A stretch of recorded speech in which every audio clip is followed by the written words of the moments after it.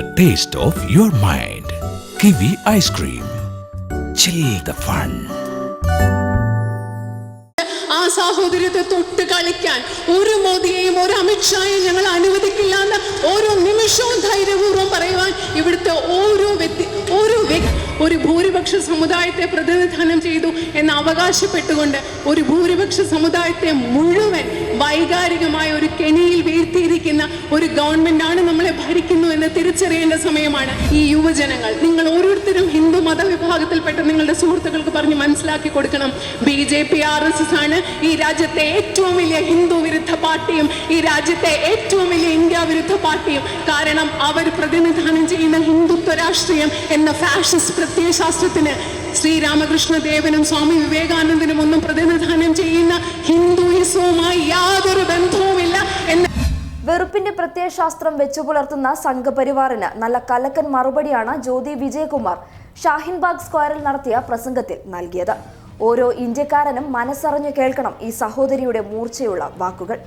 രാജ്യത്തെ ഭരിക്കുന്നവർ രാജ്യത്തെ ജനങ്ങളെ എങ്ങനെ കാണണം? ജനാധിപത്യത്തെ തകർത്തെറിയുമ്പോൾ പൊതുജനം മറുപടി നൽകേണ്ടത് എങ്ങനെ? ജ്യോതി വിജയകുമാറിന്റെ ഈ പ്രസംഗം മുഴുവനും കേൾക്കുക. ഏറ്റവും ആദരണീയനായ ശ്രീ ഫിറോസ്, ഏറ്റവും ആദരണീയരും സ്നേഹം നിറഞ്ഞവരുമായ യൂത്ത് ലീഗിൻ്റെ പ്രവർത്തകരെ, ഏറ്റവും സ്നേഹം നിറഞ്ഞ ബഹുമാനം നിറഞ്ഞ സഹോദരന്മാരെ, ഭാരതീയരെ, ശരിക്കും ഇപ്പോൾ വരുന്നത് നീരോത്പലം എന്ന സ്ഥലത്ത് അവിടെ ഇതേ വിഷയത്തെ സംബന്ധിച്ച് അവിടെ ഒരു സെമിനാർ നടക്കുന്നുണ്ടായിരുന്നു. ശരിക്കും അത് കഴിഞ്ഞ ശേഷം ഞാൻ വൈകാരികമായിട്ട് വല്ലാത്തൊരവസ്ഥയിലാണ്. കാരണം ആ വേദിയിൽ ധാരാളം അമ്മമാരുണ്ടായിരുന്നു, ധാരാളം സ്ത്രീകളുണ്ടായിരുന്നു. അവരുടെ മുഖത്തോട്ടൊക്കെ നോക്കുമ്പോൾ വല്ലാത്ത ആശങ്കയായിരുന്നു മനസ്സിൽ.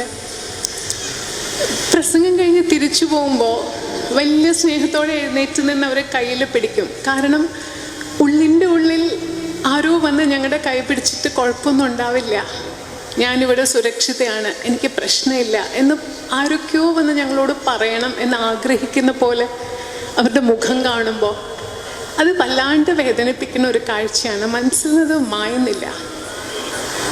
അങ്ങനൊരു അവസ്ഥയിലേക്ക് നമ്മുടെ രാജ്യത്തെ തള്ളി വിട്ടുകൊണ്ട് ഒരു കൂട്ടം ആളുകൾ ഭരിക്കുമ്പോൾ നമ്മുടെ ഓരോരുത്തരുടെയും ഉത്തരവാദിത്വമാണ്. ഇവിടെയുള്ളത് ചെറുപ്പക്കാരാണ്, യൂത്ത് ലീഗിൻ്റെ പ്രവർത്തകരാണ്, വളരെ ശക്തമായിട്ടാണ്. ഇപ്പോൾ നിങ്ങൾ കുറച്ച് മുദ്രാവാക്യം വിളിക്കുമ്പോൾ തന്നെ അതിലുള്ളൊരു ശക്തി, ഈ ശക്തി കൊണ്ട്, നമ്മുടെ ശക്തി കൊണ്ട് മോദി RSS അമിത്ഷായെ നമ്മൾ പരാജയപ്പെടുത്തിയേ പറ്റൂ. അതിന് നമുക്ക് പറ്റണം. നമ്മുടെ നാട്ടിലെ അമ്മമാര്, ഞാൻ സാരി ഉടുക്കുന്നു, പർദ്ദ ഇടുന്നു, അവരും ഞാനും തമ്മിലുള്ള വ്യത്യാസം എന്താണ്? പലരും പല വേഷം ധരിക്കുന്നു, അവർ തമ്മിലുള്ള വ്യത്യാസം എന്താണ്? മതം മനുഷ്യനെ വിഭജിക്കുന്ന ഒന്നാവരുത് ഒരിക്കലും. ഒരു മതത്തിൻ്റെയും ഭാഗമായിട്ടല്ല ഞാൻ സംസാരിക്കുന്നത്. ഞാൻ മനുഷ്യ സ്ത്രീ ആയിട്ടാണ്, ഇന്ത്യക്കാരിയായിട്ടാണ് സംസാരിക്കുന്നത്. എല്ലാ മതത്തിനുപരി, എല്ലാ വ്യത്യാസങ്ങൾക്കും ഉപരി നമ്മളൊക്കെ മനുഷ്യരാണ്. നമുക്ക് ആത്യന്തികമായി മനുഷ്യരുടെ വിചാരങ്ങളുണ്ട്, വികാരങ്ങളുണ്ട്. ആ മനുഷ്യനെ ഒറ്റപ്പെടുത്താൻ, ഈ ഇന്ത്യ രാജ്യത്തെ ഒരു വ്യക്തിയെ പോലും ഒറ്റപ്പെടുത്താൻ ഈ ഭരണകൂടത്തെ നമ്മൾ ഒരിക്കലും അനുവദിച്ചുകൂടാ. അവിടെയാണ് നമ്മുടെ യുവജനങ്ങൾ നമ്മുടെ ശക്തി കാണിക്കേണ്ടത്. നമ്മുടെ തെരുവിലുണ്ട് പെൺകുട്ടികളും ആൺകുട്ടികളും ഒരുപോലെ ഉണ്ട്. ഇവരോട് പറയാണ്, ഞങ്ങളുടെ രാജ്യത്തെ ഭിന്നിപ്പിക്കാൻ നമ്മൾ സമ്മതിക്കില്ല. അത് എല്ലാവരുടെയും മനസ്സിലുണ്ടാവണം. കാരണം ആലോചിക്കുകയാണ്, എങ്ങനെയാണ് ഈ രണ്ട് മനുഷ്യർക്ക്, രാജ്യത്തിൻ്റെ പ്രധാനമന്ത്രിയാണ്, രാജ്യത്തിൻ്റെ ആഭ്യന്തരമന്ത്രിയാണ്, നമ്മുടെ വീട്ടിൽ നമ്മുടെ കുഞ്ഞുങ്ങൾക്ക് ഒരു പ്രശ്നം ഉണ്ടാവുമ്പോൾ നമുക്ക് ഒരു ദിവസം സമാധാനമായിട്ട് ഉറങ്ങാൻ പറ്റുമോ? രാജ്യത്തെ ഭരണാധികാരികൾ എന്ന് പറയുമ്പോൾ രാജ്യത്തെ ജനങ്ങളെ അവരുടെ വീട്ടിലെ ആളുകളെ പോലെ സ്നേഹിക്കാൻ പറ്റുന്നവരായിരിക്കണം, ജനങ്ങളോട് സ്നേഹമുള്ളവരായിരിക്കണം. ഈ രാജ്യത്തെ ഒരു വലിയ വിഭാഗം ആളുകൾ വല്ലാത്തൊരു മാനസികാവസ്ഥയിൽ കഴിയുമ്പോൾ, രാജ്യത്ത് മുഴുവൻ അരക്ഷിതത്വം ഉണ്ടാകുമ്പോൾ എങ്ങനെയാണ് ഒരു ഭരണകൂടത്തിന് ഇങ്ങനെ ഇരിക്കാൻ പറ്റുക? ഇത് യുവജനത ചോദ്യം ചെയ്യണം. എവിടെയാണ് യുവാക്കൾക്ക് തൊഴിലുള്ളത്? എവിടെയാണ് നാളെ ഭാരതത്തെക്കുറിച്ചൊരു ഭാവിയെക്കുറിച്ച് ഒരു സന്തോഷത്തോടുകൂടി, പ്രതീക്ഷയോടുകൂടി, സ്വപ്നങ്ങൾ കണ്ടുകൊണ്ട് ഇവിടുത്തെ യുവജനങ്ങൾക്ക് ജീവിക്കാൻ പറ്റുക? പൗരത്വ നിയമത്തിനെതിരെ നമ്മൾ തെരുവിലിറങ്ങുമ്പോൾ ഈ കാര്യങ്ങൾ ഒന്നൊന്നായി നമ്മൾ ചോദ്യം ചെയ്യണം. അവരെന്തിനാണ് മനുഷ്യരെ മുഴുവൻ മതത്തിൻ്റെ പേരിൽ മനുഷ്യരുടെ മനസ്സിൽ മുഴുവൻ മതവികാരം മാത്രം നിറച്ച് വർഗീയത വളർത്താൻ വേണ്ടി അവർ ശ്രമിക്കുന്നത്? കാരണം ജോലിയെക്കുറിച്ച് ചോദിച്ചാൽ, തൊഴിലവസരങ്ങളെക്കുറിച്ച് ചോദിച്ചാൽ, സാമ്പത്തിക സ്ഥിതിയെക്കുറിച്ച് ചോദിച്ചാൽ ഒന്നും അവർക്ക് ഉത്തരമില്ല. ഇന്ത്യ എന്ന് പറയുന്ന വലിയൊരു രാജ്യത്തെ എങ്ങനെ ഭരിക്കണം എന്ന് അവർക്കറിയില്ല. ഇന്ത്യ എന്താണെന്നറിയില്ല. ഇന്ത്യയുടെ വൈവിധ്യം എന്താണെന്നറിയില്ല. ഈ വൈവിധ്യത്തെ ഒരുമിപ്പിച്ച് നിർത്തുന്ന മനുഷ്യൻ്റെ സാഹോദര്യത്തെ പറ്റി അറിയുന്നില്ല. അഥവാ അറിഞ്ഞാൽ തന്നെ അവർ അതിനെപ്പറ്റി ചിന്തിക്കാൻ മെനക്കെടുന്നില്ല. അങ്ങനെ ഒരു ഭരണകൂടത്തെ നമ്മൾ എതിർക്കേണ്ടത്, അങ്ങനെ ഒരു പ്രത്യയശാസ്ത്രത്തെ നമ്മൾ എതിർക്കേണ്ടത് ഒരു മതത്തിൻ്റെ മാത്രം പ്രശ്നമല്ല, ഒരു മതത്തിൻ്റെ മാത്രം ആവശ്യവുമല്ല. ഇത് ഇന്ത്യയെ സ്നേഹിക്കുന്ന മുഴുവൻ ഇന്ത്യക്കാരുടെ ആവശ്യമാണ്. ഇന്ത്യയിലെ ജനാധിപത്യത്തിലും മതേതരത്വത്തിലും ഭരണഘടനയിലും ഇന്ത്യ എന്ന് പറയുന്ന വലിയൊരു ആശയത്തിലും എല്ലാവരെയും ഒരുമിച്ച് നിർത്തുന്ന, ചേർത്ത് നിൽക്കുന്ന സഹിഷ്ണുതയും സാഹോദര്യം എന്നുള്ള ഭാരതം എന്ന് പറയുന്ന ലോകത്തിലെ ഏറ്റവും മനോഹരമായ ഒരു രാജ്യത്തിൻ്റെ പാരമ്പര്യം കാത്തു സൂക്ഷിക്കാൻ പ്രതിജ്ഞാബദ്ധരായ നമ്മളുടെ ഓരോരുത്തരുടെയും ഉത്തരവാദിത്തമാണ്. ഇന്നത്തെ കാലഘട്ടത്തിൽ നമ്മൾ ജീവിക്കുന്നത് പോലെ, ഭക്ഷണം കഴിക്കുന്നത് പോലെ, ശ്വസിക്കുന്നത് പോലെ നമ്മളെ സംബന്ധിച്ചിടത്തോളം പ്രധാനപ്പെട്ടതാണ് നമ്മുടെ രാജ്യത്തിന് വേണ്ടി ജീവിക്കുക എന്നുള്ളത്. അവിടുത്തെ മീറ്റിംഗ് കഴിഞ്ഞ് വണ്ടിയിൽ വരുമ്പോൾ എന്നെ കൊണ്ടുവന്ന സാറിനോട് പറയായിരുന്നു, ഈ പോരാട്ടത്തിനിടയിൽ, ഈ ഫാഷിസ്റ്റ് ശക്തികൾക്കെതിരെയുള്ള പോരാട്ടത്തിൽ മരിച്ചാൽ പോലും ഇത്രയും നാൾ ജീവിച്ചതിന് അർത്ഥമുണ്ട്. നമ്മൾ ഓരോരുത്തരും നമ്മുടെ രാജ്യം ഇല്ലാണ്ടാകുമ്പോൾ, നമ്മുടെ രാജ്യത്തെ ഇല്ലാണ്ടാക്കാൻ ശ്രമിക്കുമ്പോൾ നമുക്ക് എങ്ങനെയാണ് നോക്കി നിൽക്കാൻ പറ്റുക? അവരെ വിഭജിപ്പിക്കാൻ ശ്രമിക്കുമ്പോൾ നമ്മൾ മറുപടി കൊടുക്കേണ്ടത്, നമ്മൾ അവരെ എത്രമാത്രം വിഭജിപ്പിക്കാൻ ശ്രമിക്കുന്നു അതിൻ്റെ 100 മടങ്ങായിട്ട് നമ്മൾ ഒരുമിച്ച് നിന്ന് വേണം ഇവർക്ക് നമ്മൾ മറുപടി കൊടുക്കാൻ. ഈ രാജ്യത്തെ ജനങ്ങളെ വേർതിരിക്കാൻ അവർ എത്ര ശ്രമിക്കുന്നു, അതിനെതിരെ ശക്തമായിട്ട് ഒരുമിച്ച് നിന്ന് പറയണം. ഞങ്ങൾക്ക് വ്യത്യസ്ത മതവിശ്വാസങ്ങളുണ്ട്, ഞങ്ങളുടെ വിശ്വാസങ്ങൾ വേറെയാണ്, ഞങ്ങളുടെ ജീവിത രീതികൾ വ്യത്യസ്തമാണ്. പക്ഷെ അതിലെല്ലാം ഉപരിയായി ഞങ്ങളെ ചേർത്ത് നിർത്തുന്ന ഒരു സാഹോദര്യമുണ്ട്. ആ സാഹോദര്യത്തെ തൊട്ട് കളിക്കാൻ ഒരു മോദിയെയും ഒരു അമിത്ഷായെയും ഞങ്ങൾ അനുവദിക്കില്ല എന്ന് ഓരോ നിമിഷവും ധൈര്യപൂർവ്വം പറയുവാൻ ഇവിടുത്തെ ഓരോ വ്യക്തിക്കും, യുവജനതയുടെ ഭാഗമായ ഓരോ വ്യക്തിക്കും കഴിയണം. പെൺകുട്ടികൾക്ക് കഴിയണം. ഇവിടെ കുറച്ച് പെൺകുട്ടികളെ ഉള്ളൂ, പക്ഷേ ഷഹീൻ ബാഗിലെ സ്ത്രീകളുടെ ധൈര്യം നമുക്കറിയാം. നമ്മുടെ ആത്മശക്തിക്ക് മുൻപിൽ, നമ്മുടെ ധാർമ്മിക ശക്തിക്ക് മുൻപിൽ, ഒന്നിൻ്റെ മുൻപിൽ അടിപതരാത്ത നമ്മുടെ നീതിബോധത്തിന് മുൻപിൽ, സാഹോദര്യത്തിന് മുൻപിൽ, മതേതരത്വത്തിന് മുൻപിൽ, എങ്ങനെയാണോ നമ്മുടെ അഹിംസാത്മകമായ സമരത്തിന് മുൻപിൽ ബ്രിട്ടീഷുകാർ പരാജയപ്പെട്ട് ഇവിടുന്ന് തോറ്റോടിയത്, അതുപോലെ RSS പ്രത്യയശാസ്ത്രം ഭാരതത്തിന്റെ മണ്ണിൽ പരാജയപ്പെടുന്നത് വരെ നമ്മൾക്ക് ഓരോരുത്തർക്കും വിശ്രമമില്ല എന്ന് നമ്മൾ ഓരോരുത്തരും നമ്മളോട് പറയേണ്ട സമയം അതിക്രമിച്ചിരിക്കുന്നു. ഇത് ഒരു ദിവസം ഇവിടെ കൂടിച്ചേർന്ന് നമ്മൾക്ക് ഇവിടെ അനിശ്ചിതകാല സമരമാണ്. ഈ സമരം എത്ര കാലം മുൻപോട്ട് പോകും നമുക്കറിയില്ല.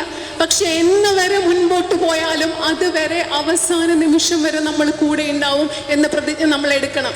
ആ സമരം ഈ പന്തലിരിക്കുമ്പോൾ മാത്രമല്ല, ഓരോ നിമിഷവും ചിന്തിക്കുമ്പോൾ നമ്മുടെ മനസ്സിൽ അതുണ്ടാവണം.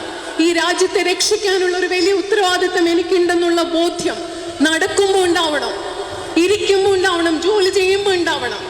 ഓരോ നിമിഷവും എൻ്റെ രാജ്യത്തിന് വേണ്ടി പ്രവർത്തിക്കാൻ, എൻ്റെ രാജ്യത്തെ ഓരോ വ്യക്തിയെയും സംരക്ഷിക്കാൻ, ഓരോ വ്യക്തിയെയും കൂടെ നിർത്താൻ, ഓരോ വ്യക്തിയെയും ചേർത്ത് പിടിക്കാൻ എനിക്ക് വലിയൊരു ഉത്തരവാദിത്വമുണ്ട്. കാരണം എൻ്റെ രാജ്യമില്ലെങ്കിൽ ഞാനില്ല, എൻ്റെ സമൂഹം ഇങ്ങനെ ഇല്ലെങ്കിൽ ഞാനില്ല. ആ ബോധ്യം നമുക്ക് എല്ലാവരുടെയും മനസ്സിൽ, ഓരോരുത്തരുടെയും മനസ്സിൽ വേണം. ഇവിടെ കൊച്ചു കുട്ടികളുണ്ട്, അവരുടെ മനസ്സിലുണ്ടാവണം. എല്ലാവരും ഒരുമിച്ച് നിന്ന് നമ്മൾ മുൻപോട്ട് പോകണം. ഈ സമരം നമ്മുടെ രാജ്യത്തെ സംരക്ഷിക്കാനുള്ള സമരമാണ്, നമ്മുടെ കുഞ്ഞുങ്ങളുടെ ഭാവിക്ക് വേണ്ടിയുള്ള സമരമാണ്. ഇവിടെയുള്ള യുവാക്കളായി നിങ്ങളുടെ ഓരോരുത്തരുടെയും ഭാവിക്കും സ്വപ്നത്തിനും പ്രതീക്ഷകൾക്കും വേണ്ടിയുള്ള സമരമാണ്. ലോകരാജ്യങ്ങളുടെ മുൻപിൽ നമ്മളുടെ രാജ്യത്തെ ഏറ്റവും വലുതായി ഉയർത്തി കണ്ടിരുന്ന ഒരു രാജ്യത്തിൻ്റെ നഷ്ടപ്രതാപം, ഇപ്പോൾ നശിച്ചുകൊണ്ടിരിക്കുന്ന പ്രതാപം തിരിച്ചു പിടിക്കാനുള്ള സമരമാണ്. നമ്മുടെ രാജ്യം എന്താണെന്ന് വീണ്ടും വീണ്ടും മനസ്സിലാക്കാനുള്ള സമരമാണ്. നമ്മുടെ ഭരണഘടന എന്താണെന്ന് മനസ്സിലാക്കാനുള്ള സമരമാണ്. ഒരു ഇന്ത്യക്കാരനായി, ഇന്ത്യക്കാരിയായി നമ്മൾ ഓരോരുത്തരും എങ്ങനെ ജീവിക്കണം എന്ന് നമുക്ക് മനസ്സിലാക്കി തരുന്ന സമരമാണ്. ജനാധിപത്യം എന്താണ്, മതേതരത്വം എന്താണെന്ന് ഓരോ നിമിഷവും നമ്മൾ മനസ്സിലാക്കേണ്ട സമരമാണ്. നമ്മളുടെ പെൺകുട്ടികളുടെ ശക്തി എന്താണെന്ന്, സ്ത്രീകളുടെ ശക്തി എന്താണെന്ന് നമ്മൾ തിരിച്ചറിയേണ്ട സമരമാണ്. അവരെ സമൂഹത്തിന്റെ മുഖ്യധാരയിലേക്ക് നമ്മൾ കൊണ്ടുവരേണ്ട സമരമാണ്. വർഗീയതയ്ക്ക് പകരം വർഗീയത അല്ല എന്ന് നമ്മൾ തിരിച്ചറിയേണ്ട സമയമാണ്. വർഗീയതയെ എതിർക്കേണ്ടത് മതതീവ്രവാദം കൊണ്ടല്ല എന്ന് നമ്മൾ തിരിച്ചറിയേണ്ട സമയമാണ്. രാജ്യത്തെ ജനങ്ങൾക്ക് വലുത് മതത്തെപ്പറ്റി സംസാരിക്കുന്ന ഒരു ഗവൺമെന്റ് അല്ല, അല്ല, പാകിസ്ഥാനെ പറ്റി സംസാരിക്കുന്ന ഗവൺമെന്റ് അല്ല, മറിച്ച് ജനങ്ങൾക്ക് ജോലി നൽകുന്ന, തൊഴിൽ നൽകുന്ന, ജനങ്ങളുടെ ജീവിത സാഹചര്യങ്ങൾ മെച്ചപ്പെടുത്തുന്ന, ജനങ്ങളുടെ അനുദിന പ്രശ്നങ്ങളെ കാര്യക്ഷമതയോടുകൂടി കൈകാര്യം ചെയ്യാൻ പ്രാപ്തിയുള്ള ഒരു ഗവൺമെന്റ് ആണ് നമുക്ക് വേണ്ടതെന്ന് തിരിച്ചറിയേണ്ട സമയമാണ്. ഒരു ഭൂരിപക്ഷ സമുദായത്തെ പ്രതിനിധാനം ചെയ്തു എന്ന് അവകാശപ്പെട്ടുകൊണ്ട് ഒരു ഭൂരിപക്ഷ സമുദായത്തെ മുഴുവൻ വൈകാരികമായ ഒരു കെണിയിൽ വീഴ്ത്തിയിരിക്കുന്ന ഒരു ഗവൺമെന്റ് ആണ് നമ്മളെ ഭരിക്കുന്നു എന്ന് തിരിച്ചറിയേണ്ട സമയമാണ്. നമുക്ക് എല്ലാവർക്കും ഉണ്ട് പല ഞാൻ മതത്തിന്റെ ആളല്ല, പക്ഷെ പല മതവിഭാഗത്തിൽപ്പെടുന്ന സുഹൃത്തുക്കൾ നമ്മൾക്ക് ഓരോരുത്തർക്കുമുണ്ട്.